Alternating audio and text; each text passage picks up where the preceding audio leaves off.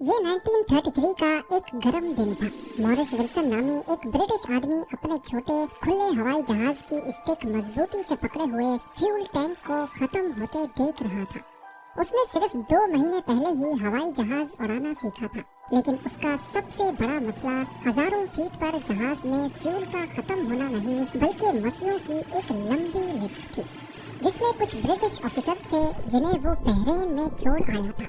Iran में land करने पर अरेस्ट होने का यकीन, नीचे पर्शियन गल्फ की लहराती लहरें और ये बढ़ने वाला इम्कान कि फ्यूल खत्म होने से पहले ही वो किसी सेफ जगह तक नहीं पहुंच पाएगा। लेकिन इन सब के बावजूद विल्सन आगे बढ़ता रहा, क्योंकि वो जिस मिशन पे निकला था वो इन छोटे छोटे मसलों से कहीं ज्यादा बड़ा था। और उसका मिशन था अपने इसी जहाज को दुनिया के सबसे ऊंचे पहाड़ माउंट एवरेस्ट से टकराना। नाज़रीन, मॉरिस विल्सन 21 अप्रैल 1898 को वेस्ट यॉर्कशायर में एक मिडिल क्लास टेक्सटाइल मिल मालिक के घर पैदा हुआ। मॉरिस के लिए अगर ग्रेट वॉर 16 साल की उम्र में शुरू न होती तो शायद वो भी अपने खानदानी टेक्सटाइल बिजनेस में शामिल हो जाता, मगर इसके बजाय उसने अपने बड़े भाई विक्टर के नक्शे कदम पर चलते हुए अपनी 18वीं बर्थडे पर ब्रिटिश आर्मी ज्वाइन कर ली।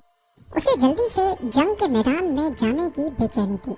आखिरकार नवंबर 1917 में विल्सन को फ्रांस भेज दिया गया, जहां जर्मन्स ब्रिटिश आर्मी पर हमला कर रहे थे। सुबह 7 बजे तक जर्मन्स ने विल्सन की बटालियन की 4 कंपनीज में से 3 को घेर लिया, मगर विल्सन, जो अब तक बची हुई डी कंपनी में था, मशीन गन पोस्ट से जर्मन्स पर अंधाधुंध फायरिंग करता रहा। विल्सन बहुत जिद्दी था, ऐसी जिद जो किसी को मार भी सकती थी, मगर वो इस जंग से बिना किसी चोट के बच निकला। अपनी कंपनी का आखिरी सिपाही जो घायल नहीं हुआ था, उसकी बहादुरी पर उसे मिलिट्री क्रॉस से नवाजा गया, क्योंकि उसकी वजह से जर्मन्स का हमला रोका गया था। मगर ये इनाम मिलने के कुछ ही महीने के बाद जून में विल्सन को दोबारा फ्रंट लाइन पर भेज दिया गया। 19 जुलाई 1918 को विल्सन एक छोटी टीम के साथ आगे बढ़ रहा था जब एक जर्मन मशीन गनर ने उन्हें देख लिया और फायरिंग शुरू कर दी। विल्सन की पीठ और लेफ्ट बाजू पर गोली लगी, मगर वो जिंदा बच गया। ये जख्म उसके बाजू में दर्द और कमजोरी का सबब बने, जो जिंदगी भर उसका पीछा करते रहे। अगले कई महीनों तक विल्सन अपने जख्मों की वजह से हॉस्पिटल में एडमिट रहा। उसके बाद उसे एक रिजर्व बटालियन में भेज दिया गया, मगर शायद उसकी किस्मत में ही मुसीबतें लिखी थी। यहाँ पहुँचते ही उसे इन्फ्लुएंजा हो गया, जो उस वक्त पूरी दुनिया में तेजी से फैल रहा था। ये बीमारी उसे दोबारा से हॉस्पिटल के बिस्तर तक ले गई और यहीं बेड पर पड़े पड़े वर्ल्ड वॉर 1 खत्म हो गई। ट्रीटमेंट के दौरान विल्सन ने वॉर मिनिस्ट्री को एक खत लिखा, जिसमें उसने अपनी चोटों के लिए पेंशन की दरखास्त की, मगर मिनिस्ट्री ने ये गुजारिश रद्द कर दी, क्योंकि फौजी डॉक्टर्स के मुताबिक उसकी चोटें इतनी सीरियस नहीं थी कि उसे पैसे दिए जाएं। इस इनकार की वजह से विल्सन को बहुत दुख हुआ और इस वजह से उसके दिल में हुकूमती निजाम के खिलाफ बगावत बैठ गई।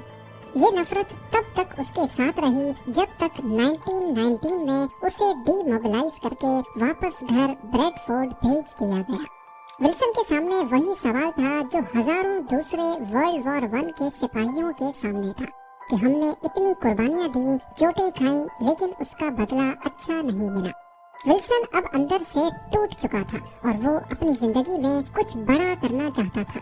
वो अगले 10 सालों तक पूरी दुनिया में इधर उधर भटकता रहा। इस दौरान उसने 2 शादियां की, कई बिजनेस बदले, पर 1932 तक उसे जिस सुकून की तलाश थी वो उसे कहीं नहीं मिला। ऊपर से जंग के जख्म अभी तक उसे लगातार तकलीफ दे रहे थे।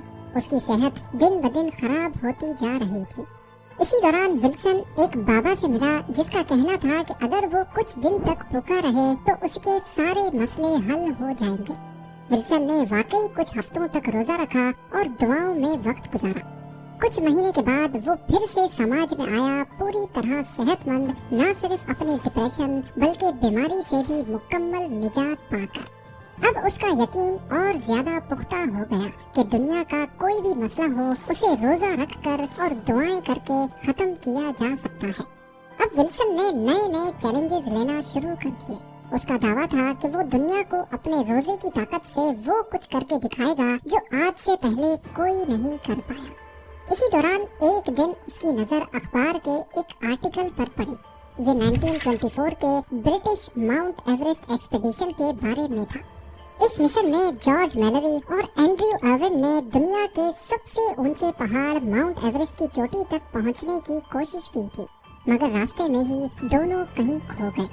ولسن کو اب ایک مقصد مل چکا تھا۔ اس نے ماؤنٹ ایوریسٹ کو سر کرنے کی ضد ٹھان لی، وہ بھی اکیلے اپنے روزے اور دعاؤں کے سہارے۔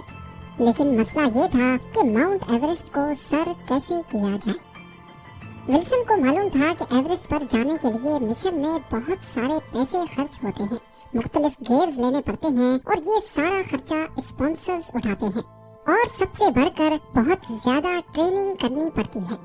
پر وہ ان سب ریکوائرمنٹس کو بائی پاس کر کے کسی شارٹ کٹ کی تلاش میں تھا۔ 1932 میں ہیوسٹن ایکسپیڈیشن کے نام سے ایک ایوریسٹ مشن ہیڈ لائنز میں ابھر رہا تھا۔ اس مشن میں ایک جہاز پہلی بار ماؤنٹ ایوریسٹ کے اوپر جائے گا اور وہاں سے اس کی فوٹوز کھینچی جائیں گی۔ یاد رہے کہ اس وقت تک ماؤنٹ ایوریسٹ کو کسی نے بھی سر نہیں کیا تھا۔ تبھی دنیا اس پہاڑ کی چوٹی کو دیکھنے کے لیے بہت بے چین تھی۔ یہاں ولسن کے ذہن میں ایک خرافاتی آئیڈیا نے جنم لیا۔ اس کا خیال تھا کہ وہ اس ایکسپیڈیشن میں حصہ لے کر جائے گا، اور جب جہاز ایوریسٹ کے اوپر ہوگا تو وہ وہاں پیراشوٹ کے ذریعے چھلانگ لگا لے گا، اور ایسے وہ ایوریسٹ کی چوٹی تک پہنچنے والا دنیا کا پہلا شخص بن جائے گا۔ کچھ ہی ہفتوں کے بعد اس نے اس آئیڈیا کو ناممکن سمجھ کر رد کر دیا، پر ایک ایسے آئیڈیا کے لیے جو اس سے بھی زیادہ خطرناک تھا۔ جی ہاں، ولسن پوری طرح سے پاگل ہو چکا تھا۔ اس نے پلان بنایا کہ وہ اپنا خود کا جہاز خریدے گا اور ماؤنٹ ایوریسٹ پر 15,000 فیٹ کی ہائٹ پر برف میں اس کو کریش لینڈ کروائے گا۔ ایسے آدھے سے زیادہ راستہ تو اس کا ایسے ہی کور ہو جائے گا، اور باقی آدھا وہ روزے اور دعاؤں کی مدد سے اکیلا طے کرے گا۔ یہاں ایک اہم بات سمجھنا ضروری ہے کہ موریس ولسن کو نہ تو ماؤنٹینئرنگ کا تجربہ تھا، نہ ہی فلائنگ کا۔ اس نے پہاڑ پر چڑھنے کی تھوڑی بہت پریکٹس کی، لیکن ٹیکنیکل ماؤنٹینئرنگ کا کچھ بھی سیکھنے کی کوشش نہیں کی۔ اس کے بعد اس نے ایک 3 سال پرانا ہیویلینڈ جپسی موتھ جہاز خریدا، جو پہلے ایک فلائنگ سرکس کا حصہ تھا۔ یہ لکڑی کا بنا ہوا 2 seater open cabin biplane تھا، جو اس زمانے میں ریکریشنل ایرو کلبز میں کافی مشہور تھا۔ اس نے جہاز کے سائڈ پر ایور ریسٹ لکھوا دیا، ایک خود کا بنایا ہوا نام جو شاید ماؤنٹ ایوریسٹ سے ملتا جلتا تھا۔ پائلٹ کی ٹریننگ کے دوران اس کے انسٹرکٹر نے اسے صاف صاف کہہ دیا کہ تم کبھی انڈیا بھی نہیں پہنچ پاؤ گے، مگر ولسن اپنی ضد پر اڑا رہا۔ اس دوران برٹش ایئر منسٹری نے اس کے مشن کا پتہ لگا لیا، اور وہ نہیں چاہتے تھے کہ ولسن اس قسم کا کوئی پاگل پن کرے۔ برٹش ایئر منسٹری نے نیپال کی اتھارٹیز کو ولسن کے پلان کا بتایا تو انہوں نے اس کی نیپالی ایئر اسپیس میں داخل ہونے کی پرمیشن ہی رد کر دی۔ یہ ایک بری خبر تھی، کیونکہ ولسن نے ایوریسٹ تک نیپال کے راستے ہی پہنچنے کا پلان بنایا تھا، پر وہ اپنی ضد کو پورا کرنے کے لیے کسی بھی حد تک جا سکتا تھا۔ اس نے لندن میں واقع اسٹیگلن ایروڈروم ایئر فیلڈ پر میڈیا کو بلوایا اور برٹش ایئر منسٹری کا ٹیلی گرام سب کے سامنے پھاڑ کر پھینک دیا، اور بنا کسی پرمیشن کی پرواہ کیے اڑان بھر لی۔ ایور ریسٹ جو ایکسٹرا فیول ڈرمز سے بھرا ہوا تھا 750 میلز تک کا سفر کر سکتا تھا۔ ولسن نے ریفیولنگ اسٹاپس جرمنی کے شہر فرائبرگ، فرانس میں مارسے، اٹلی میں پیسا، نیپلز اور سسلی میں کیے۔ یہ ایک خوبصورت اور لگ بھگ مسائل سے پاک سفر تھا، مگر میڈیٹرینین کراس کرنے کے بعد مشکلات شروع ہو گئی۔ ٹونیزیا میں پولیس نے اسے گرفتار کر لیا، مگر وہ جلد ہی چھوڑا گیا۔ اس کے علاوہ ٹیونس میں اس نے غلطی سے جہاز کے فیول ٹینک کو پانی ملے ہوئے فیول سے بھر دیا، لیکن قسمت اچھی تھی، وہ ٹونیزیا کے شہر گیبز میں سیف لینڈنگ کرنے میں کامیاب ہو گیا۔ وہاں اس نے فیول صحیح سے ریفل کروایا اور پھر لیبیا کے شہر ٹریپولی، بینغازی، توبروک اور الیگزینڈریا سے ہوتا ہوا ایجپٹ کے لیے نکل پڑا۔ جب وہ کائرو پہنچا تو اسے ایک بری خبر ملی، ایران کے اوپر اڑنے کا پرمٹ، جو اسے یقین دلایا گیا تھا کہ کائرو میں اس کا انتظار کر رہا ہوگا، کہیں نہیں ملا۔ उसने पूरा दिन अलग अलग ब्रिटिश अफसरों के पास चक्कर लगाने में गुजार दिया, मगर शायद ब्रिटिशर्स ने ही जानबूझकर उसका परमिट रुकवाया था। ब्यूरोक्रेसी के चक्कर में और वक्त बर्बाद करने के बजाय विल्सन ने सीधा बगदाद के लिए उड़ान भरी। अब ईरान उसके सामने था, लेकिन उसके पास वहां उतरने की इजाजत नहीं थी, इसीलिए उसे एक नया रास्ता ढूंढना था। मगर मसला ये था कि उसके पास एक अच्छा डिटेल्ड मैप नहीं था। उसने बगदाद में लैंड किया और बाजार से एक बच्चों का स्कूल एटलस खरीदकर उस पर अपना रास्ता मार्क किया और बहरीन के लिए रवाना हो गया। इस दौरान ब्रिटिश अफसरों ने विल्सन से एक कदम आगे सोचना शुरू कर दिया। उन्होंने अगले मकाम पर पहले ही टेलीग्राम भेज दिया। जब विल्सन बहरीन पहुंचा तो वहां एक ब्रिटिश ऑफिसर ने उसे अपने दफ्तर बुला लिया।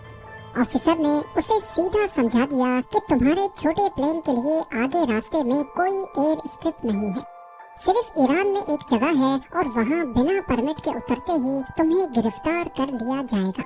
उस ऑफिसर ने विल्सन को बताया कि वो बहरीन में अपने जहाज की रीफ्यूलिंग कर सकता है, मगर सिर्फ इस शर्त पर कि वो यहाँ से सीधा लंदन वापस जाएगा। विल्सन इस बात पर राजी हो गया, मगर जब उसने उड़ान भरी तो लंदन की तरफ मुड़ने के बजाय उसने सीधा उल्टा रुख ले लिया, ईस्ट की तरफ, इंडिया की जानिब। पर्शियन गल्फ के सदरन किनारे से गुजरकर ईरान से बचता हुआ निकल गया। उसने चुपके से बहरीन में ब्रिटिश ऑफिसर के मैप में ईरान के करीब एक नई स्ट्रिप देख ली थी, और वो थी ग्वादर में, जो पहले इंडिया का हिस्सा होता था। 9.5 घंटों के बाद जब उसके जहाज का फ्यूल गेज बिल्कुल जीरो के करीब आ गया, विल्सन ग्वादर एयर स्ट्रिप पर बाहिफाजत उतर गया। विल्सन ने ब्रिटिश इंडिया का सफर जारी रखा, जहां प्रेस का एक नया जोश उसका इंतजार कर रहा था। उसने पूरे इंडिया में अपनी जीत का जश्न मनाते हुए सफर किया और आखिरकार नॉर्थ ईस्ट इंडिया के पुर्निया शहर पहुंच गया, जो नेपाल के बॉर्डर के बिल्कुल करीब है। मगर ब्रिटिश सरकार के लंबे बाजू दोबारा उस तक पहुंच गए। पुर्निया के एयर स्ट्रिप पर लोकल पुलिस उसका इंतजार कर रही थी। उन्होंने एवररेस्ट को जब्त कर लिया और विल्सन पर सिक्योरिटी गार्ड तैनात कर दिए। ब्रिटिश हुकूमत ने उसे फिर से याद दिलाया कि प्लेन होने के बावजूद भी विल्सन के पास नेपाल के ऊपर उड़ने की कोई परमिशन नहीं है। विल्सन अब बुरी तरह फंस चुका था। वो परमिशन तो दूर की बात, अब अपना जहाज भी उड़ा नहीं सकता था, क्योंकि वो जब्त हो चुका था। अब वो ब्रिटिश गवर्नमेंट और कम होती हुई पैसे की रकम के बीच फंस चुका था। आखिरकार जुलाई 1933 में मजबूरन उसे एवररेस्ट बेचना पड़ गया।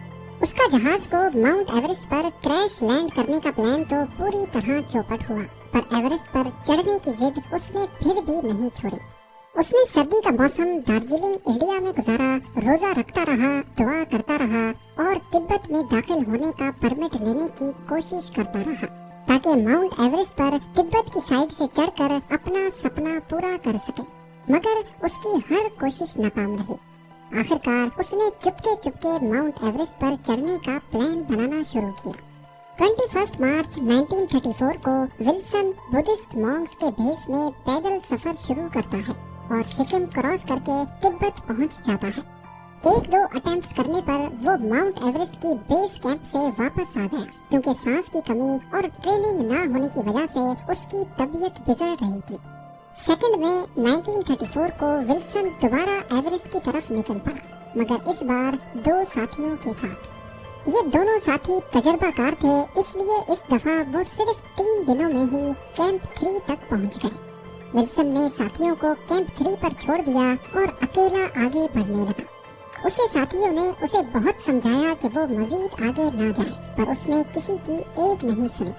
ये वही जिद थी जो किसी इंसान को मार भी सकती थी।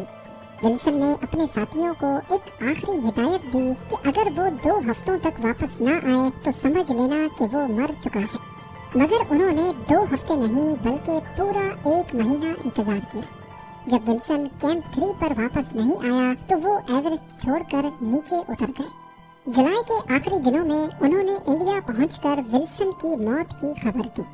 आखिरकार एक और अंग्रेज माउंटेनियर एवरेस्ट की खौफनाक दुनिया का शिकार बन चुका था। इस वाक़े के 1 साल के बाद 1935 में एरिक शिप्टन की एवरेस्ट एक्सपीडिशन ने विल्सन की लाश ढूंढ ली। वो माउंट एवरेस्ट और चैंगसी के बीच नॉर्थ कॉल नामी पास के नीचे अपने बैकपैक, डायरी और फटे हुए टेंट के बीच पड़ा था।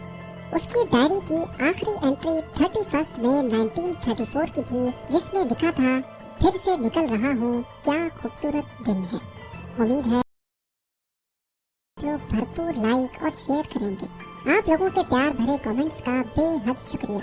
मिलते हैं अगली शानदार वीडियो में।